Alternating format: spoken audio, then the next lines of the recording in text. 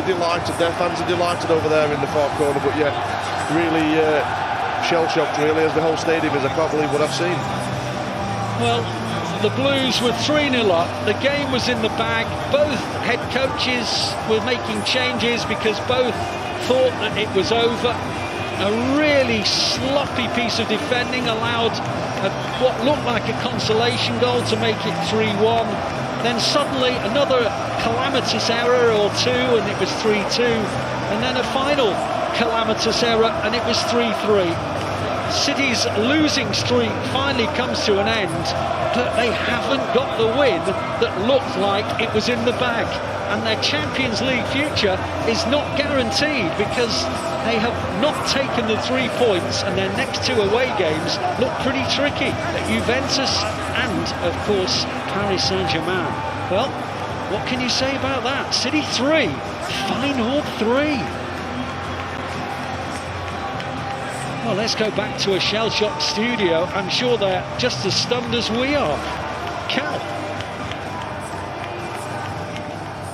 Thanks for joining us back on Matchday Live. It's full time at the Etihad Stadium and it is finished Manchester City 3, Feyenoord 3. So much to get into in that second half. I'm sure, like you guys, we're all feeling a little bit stunned here in the studio. Paul, I'll begin with you. It's quite hard to compute 3-0 up, cruise control with 15 minutes to go and finishes 3-3. I mean, it's tough to make sense of it. It is. I think like everybody in the stadium, we're all a bit shell-shocked here. 3-0, we said at half-time, look, fast start, second half, get an early goal, then 3-0, we're absolutely cruising. Yeah. We called it, get Kevin on, get some minutes in, cruise our way through to the end of the game, but maybe we did cruise a little bit too much, you know, and then mistake makes it 3-1, before you know it's 3-2 and you're thinking, oh, hang on a minute, and then the goal at the end's a second. Yeah, it's tough to take. I mean, even for the fans as well, Steve, you know, it's you could feel it, couldn't you? We said about not letting them get that confidence, and not only is it in the players, it's in the stadium as well. That one goal just seemed to bring up everything that has kind of been happening over the last 5 games. Yeah, it's like Paul said, you're cruising there, 3-0, no problem. He's bringing on players, giving minutes. You just see out the game, you know what I mean? Game management. We're making mistakes. We're shooting ourselves in the foot. We're making big mistakes, and like you say there, it almost feels like a loss. You know, when you think, right, put the last few weeks behind us, 3-0 up, you know, cruise it, switch it, you know, keep it tight, game done. And then that at the end there, a bit of credit to Feyenoord as well. They kept on going. They didn't get disheartened, but yeah, it's another kick for us, and we've not got an easier game to come on Sunday either. No, it's difficult that when you do look ahead to Liverpool. I want to come to what that kind of result means, but let's look at this defensively. What is going so badly wrong? We've mentioned mistakes, but it also doesn't feel. I mean, the third goal, it's one ball over the top, and I seem to have watched that so many times this season.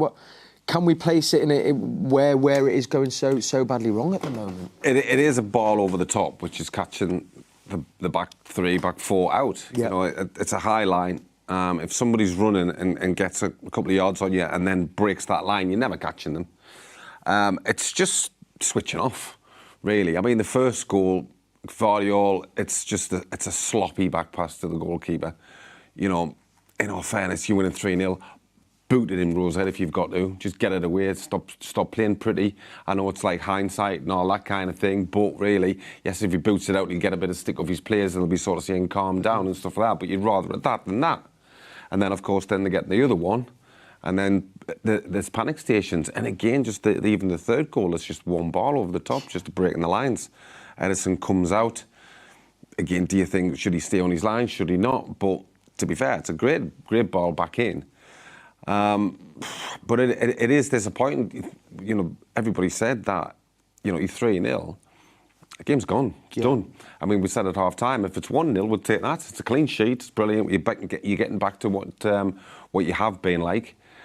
But conceding 3 goals in 15 minutes, I mean, that again will reverberate around Europe about, like, wow, bloody, you know, what City have done. They're just going to basically capitulate at times. Yeah. And then you look at it kind of, which we'll probably touch on, the game against Liverpool, and you tend to think, wow, you know, if they don't do the basics right, then who knows what could happen.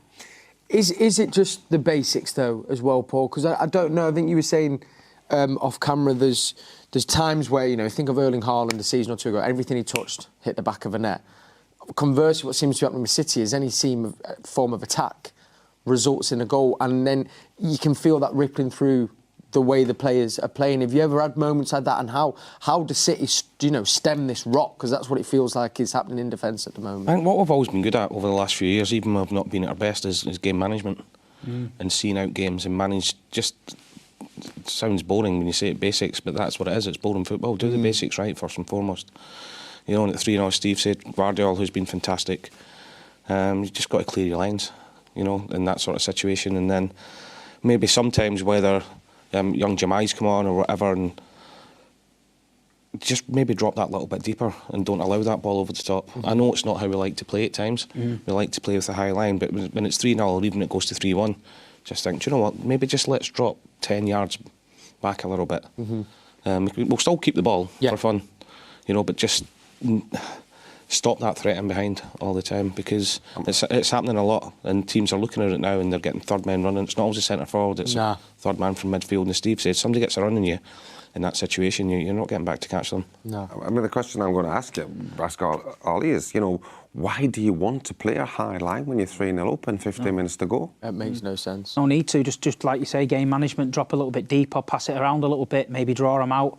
They've got to come out, they're getting beat, and start knocking at a ball about like we've done for many a year. But it just seems, like you say, every time a team has a little bit of confidence and wants to put it on us, we go to pieces. Yeah. I mean, it's worrying. I mean, we all know that there's a massive hole in the team with Rodri not there, but I think we just physically, as sometimes as well, near the end of games, we just don't look like, I don't know, imposing. And Ruben Diaz was on the bench today. I thought he might have came on last 15, maybe just a calm head at the back, talking people through it.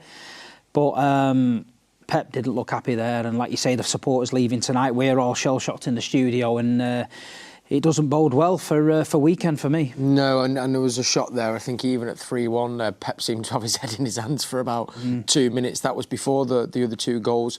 We were speaking about the importance of trying to get him back to winning ways, and also the importance of trying to keep the clean sheet to set us up for the game against Liverpool. Has that now done, regardless of everything else, so much more harm than good in trying to give us something to pull on for the game against Liverpool? I think from a mentality point of view it has, you know. I think if we get 3 points tonight, everybody's in there tomorrow with a spring in their step, looking forward to the game on Sunday. Now everybody will be a bit down, and, you know, it's Pep's job, it's the senior players' job now to really pick them up and go for it. But, you know, majority of City fans will be like, oh God, it's Liverpool on Sunday, but what a great game for them to go into now. Yeah. The disappointment, and really roll their sleeves up and show everybody, look, they're top players, they're top professionals at the top of their game, and on Sunday I think it's a great game for us, I really do. Yeah, fingers crossed. Steve, when we talk about, you know, trying to come back to basics, so obviously who is it that we're looking to now? Is it everyone, or is it key figures in the dressing room? Because obviously I can guess the mood in camp, and when they come round here to the CFG tomorrow, it's going to be, you know, difficult, and it's going to be a low mood. How do we lift it, and how do they get back in the zone to try and go, we need to get something from the Liverpool game? It's up to everybody. You know, you can't have just your main people all the time. So you need everybody coming in here, you know, and you've got to make the players bouncing. You know, kind of everybody together. Let's lift it up, because people will want to come in and feel low and quiet and stuff like that. But I think you've just got to try and get everybody on board and like, right, okay. And as Dickie said, I mean, we basically sort of said before this game, everybody was writing City off, and how big of a game it was against Liverpool. Of course, you wanted a good result tonight, but at the same time, we even said before this game, we think City might go to Anfield and get something, particularly a win. And you're looking at that, and obviously the goals conceded, it's perfectly set up to get that. But the mentality has to be right in here. The mentality here has been absolutely brilliant, and it's been so solid and so strong and so together. And it's got to continue that. Like, it can't. It's never always going to be brilliant. No. It has been for a long period of time, But now, you know, they're up against it. Yeah. So you need everybody on board and everybody rowing in the same direction. That's it. Let's go get reaction live from the stadium. The man FG is pitch side with Nicky Weaver. Let's see what those two made of the game, and I'm sure what is a very stunned Etihad Stadium. Full time at the Etihad Stadium. Manchester City 3-0 up. Final score, Manchester City 3, Feyenoord 3. A few moments of madness at the end of that second half. Yeah, I mean, absolutely cruising at 3-0. You thought the game was just going to, end 3 or 4-0 to City. And they give a really sloppy goal away from absolutely nothing. It was a long, hopeful ball. They had 2 or 3 chances to clear it. They didn't. Feyenoord got the 1 goal back, and goals change games, and that certainly changed the game. You could just sense something in the air when that goal went in, and then when the second one went in, it obviously set up a grandstand finish, and just shell-shocked really, as the rest of the stadium is. Can't really believe what I've just seen. Yeah, I mean, if you look at the game as a whole, you'd think Man City were very, very deserving to take the 3 points in this group phase. I mean, look, there's a lot of talk at the minute about the group of players. They've lost a numerous amount of games in a row. They've drawn today. It just seems to be a lack of confidence in this team at the minute, and they're in a little bit of a rut, aren't they? Yeah, confidence is massive in football, and we thought at 3-0 up the confidence had come back, but it obviously hasn't, and they're very fragile. And the fragility showed there. When that first goal went in, you could just sense the change in the stadium, and a game that we expected City to go on and comfortably win ended up being, they're celebrating their Feyenoord as if they've won the Champions League. Credit to them for sticking with it, but yeah, not good at the minute. Would have expected easily to go on and win that game, but ultimately it wasn't to be. We've been in much more difficult positions as a club, as someone like yourself will definitely know. This group of players have won 4 Premier League titles in a row, so has the manager. We play Liverpool on Sunday, which is a massive, massive game in the title race. When you look at this group of players, do you look more at the positives? Ruben Diaz was on the bench today, of course. De Bruyne came on, got minutes. Jack Grealish looked absolutely brilliant. Phil Foden as well played well. Nunes played well in the middle. If you take away the 3 goals that we conceded, there is still positives to take from today. Yeah, they've just got to get rid of this sloppy defending. The creators of their own downfall tonight. That first goal changed the whole complex of the game. So yeah, there is positives. Obviously getting 3 goals back on the score sheet again. But yeah, it's just concerning that how easily we let a 3-goal lead slip from out of nothing really. And yeah, going into a massive game on Sunday against Liverpool, we certainly can't afford to make the mistakes that we've made tonight, and we're going to have to be a lot tighter at the back. I thought at 3-0 it was imperative to go on and keep a clean sheet, something we've not done much at all this season. So yeah, really disappointing to almost to concede 1, but to concede 3 was quite alarming really. Yeah, it was definitely quite alarming. How do you think we're set up on Sunday? Do you think Pep will just... Gundogan came off, of course, Phil Foden came off as well, Jamai came on at centre and right back as well, so he made changes within the back 4, and it was Ake, Gundogan and Foden came off. Do you think that made a difference in potentially the control of the game? Well, you'd like to see your leaders back, wouldn't you? Certainly Ruben Diaz. It's going to be about... I don't think it's going to be so much about tactics and formations on Sunday at Anfield. I think it's going to be about character, and City have got to go there on the back of a really bad run for them, the standards they've set themselves. It's going to be a really difficult game, as it always is at Anfield. But what better game to come back and try and get a win? We know it's going to be difficult, but listen, this team have been through a lot of things in the last few years. They've not been through anything quite like this, but they still are a special team, and it just needs something to sort of kick-start us, because it's just got to a point where we just need a little bit, not luck, but just something that goes our way and really sort of hang on to a lead and grind an ugly result out, I think. Well, listen, people like yourself, people like Paul Dickov in the studio, even Big Steve as well, fully aware that this club will continue to provide roller coasters for us. So we're going to look ahead to Sunday. We're going to try and forget about that moment of madness, and I guess we're going to focus on the positives, aren't we? Yeah, and I think what it shows you, this is sort of uncharted territory for this team, but it just shows you the levels they've been at and how difficult it is to stay at those levels. At any top-level sport, there's a reason why people can't stay there for length. There's a reason why people haven't won 4, 5, 6 Premier Leagues on the trot, because it's so difficult. But they're in a really difficult moment at the City, at City at the moment. So you've got to batten down the hatches. They're in some choppy waters at the minute, and they've got to come out the other side. Yeah, absolutely. Listen, stick with them. All the fans always do at this football club, and everyone watching Matchday Live will, and definitely the people in the studio will. We'll head back there now. 3-3 on to Sunday. Feels rather ominous, that, FG. Thank you so much with Nicky Weaver there. There was a word that Nicky used there that I feel it kind of perfectly encapsulates where we're at, Steen. It's fragile. Very fragile at the moment. Yeah, we are. 4 against Spurs, 4 against Sporting. Yeah. You know, 3 here. It's worrying times, but Pep's got to get a grip of it. He's got to get them in this week. We've got to work on it. We've got to put it right. We've got to. These aren't bad players, you know what I mean? Nah. With 4 league titles in a row. There's a lot of people in that dressing room, but now's the time they've got to stand up. The senior players have got to stand up for me. We've got to put it right. Whether they pull together and just have private meetings amongst themselves, what's going wrong, what we need to do. We've got big games coming up, you know what I mean? These supporters will stay behind them till the end. You know, we'll all be there at Anfield on Sunday giving our boys the best, but it's just not good enough. You know, this club's set a level now and a standard so high that things like this, it drops it, you know what I mean? And we're used to it, you know, as City fans now, we demand a certain level. And the last 6 results haven't been good enough, and we've got to put it right. It's got to stop somewhere. I completely agree as well. And we can't just put it down to losing one player as well. And also we touched upon, you know, Pep saying we're going to continue to play the way we play, which as a philosophy, I know we're going to do.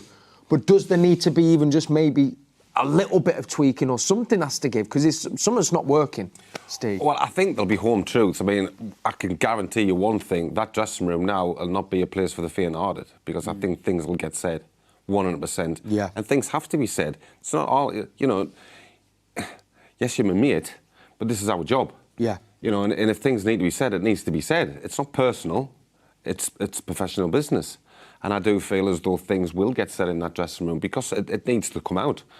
Because you just feel as though just that, because as Steve said there, because the standard's so high, if you let it slip, it just goes to show even the best players, if you let it slip a little bit, this is what happens. Yes. You know, 5 on the bounce, and then obviously tonight. So things that get said in the dressing room, the manager will probably have the final say, because he'll have to calm people down, because there will be finger pointing, 100%, but has to be home truths as well. You've got to look in the mirror and sort of question yourself. Mm-hmm.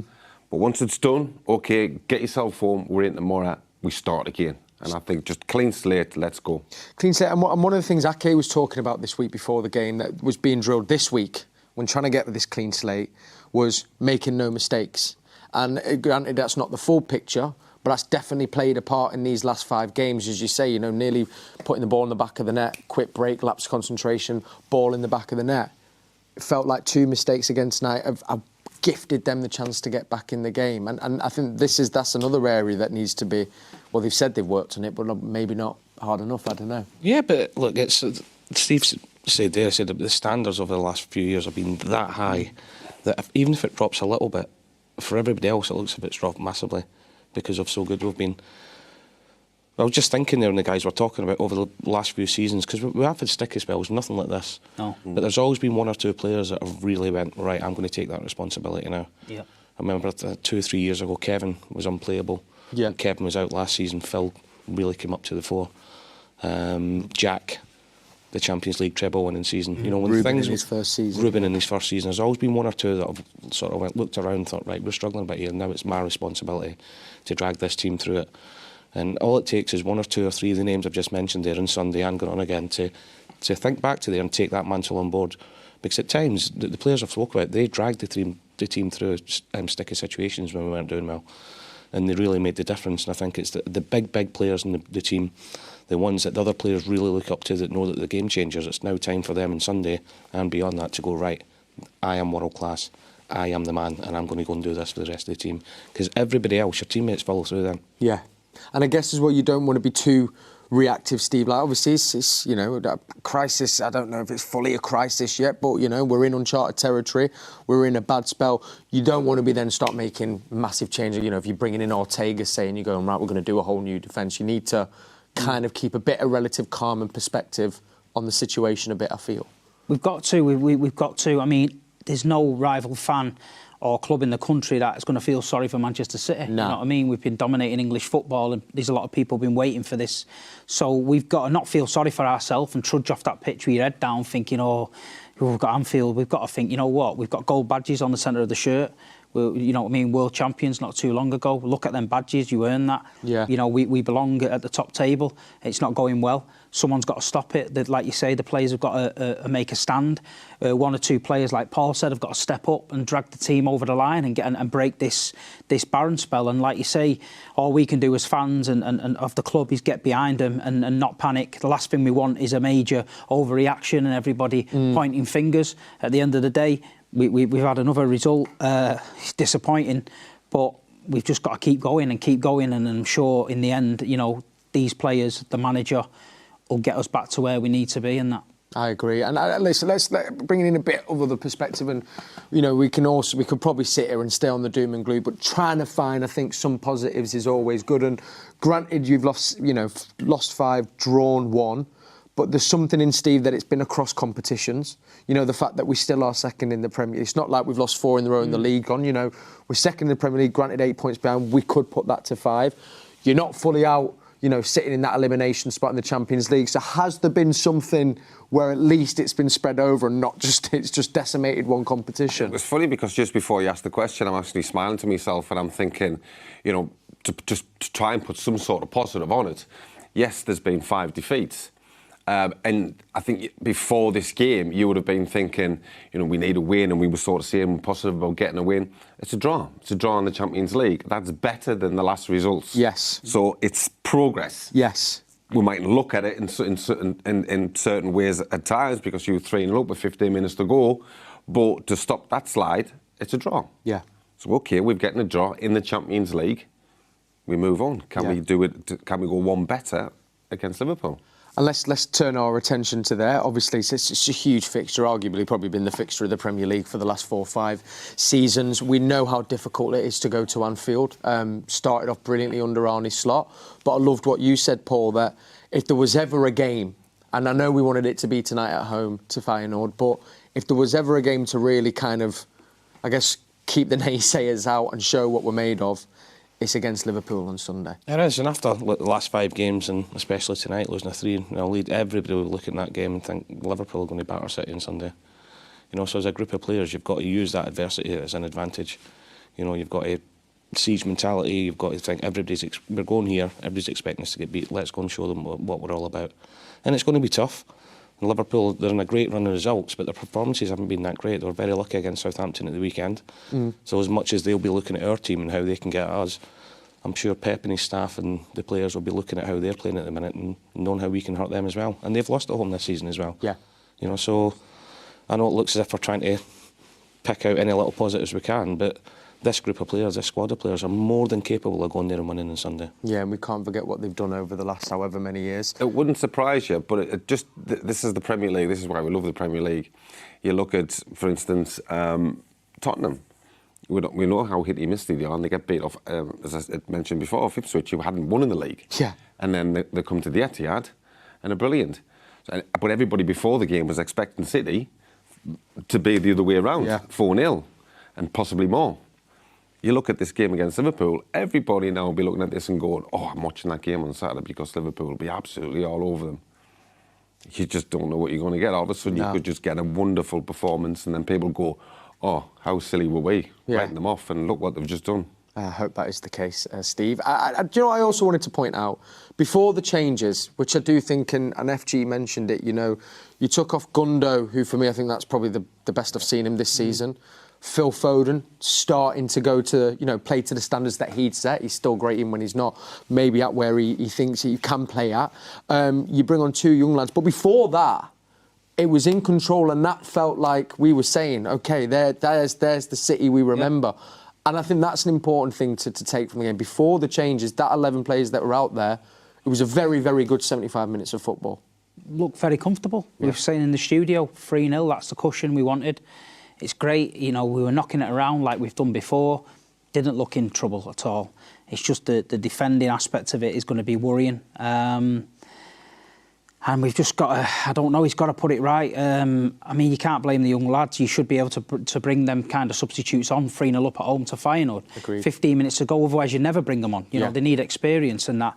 It was just like what Steve said before, the high line, so late in the game, there's no need for it. Like you say, Paul said, take a couple of steps back. You know, just play it around at the back. We could knock it about the back all night. They got to come to us. Yeah.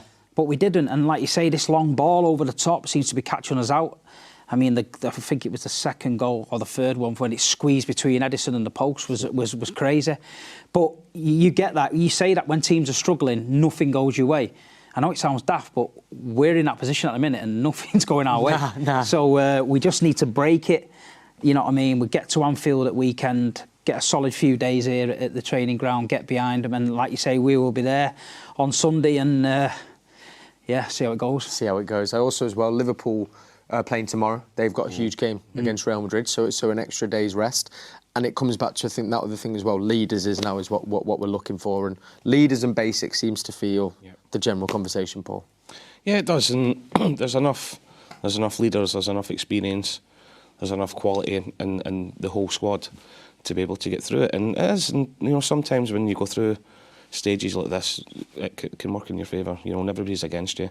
You really need to dig in deep, and then that's when you see the real Man City. And we've been there before a long time ago. Character building. And it'll always, absolutely it is. Absolutely it is. In the face of adversity, leaders are born. Yeah. So instead of you might get 2 or 3 lads that you wouldn't have thought would be big, main, strong characters coming through, which is better because they possibly wouldn't have come through if everything was, you know, all rosy in the garden. Yeah. So, you know, that could be another positive. Be the making of some players, indeed. And like you said, Steve, there, you cannot question what this team and this squad and this manager have done. And that is a lot to be said for as well. So, back to basics. Let's find our leaders and let's build up to this game against Liverpool. If there's ever a fixture to turn it round, it's that one. Thank you to my guest today, to Paul, to Big Steve, to Steve Howey. Thank you to you for watching. Now, before you do go as well, we are bringing you the biggest Matchday live to date on the 1st of December. I'm going to be here in the studio with David James and Jolene Lescott. We're going to have Nat, who is on the trophy tour. She's going to be over in Canada with Sean Wright-Phillips and Nader Manua. And we'll have FG down at Anfield with Michael Brown. So it is full steam ahead and make sure you don't miss it. And I'll leave you with this brand new documentary out, Together 4 in a Row, is out on City Plus now. Thank you to my guests. And listen, do not worry, we've been here before. We rise from the ashes as we always do. Come on, City.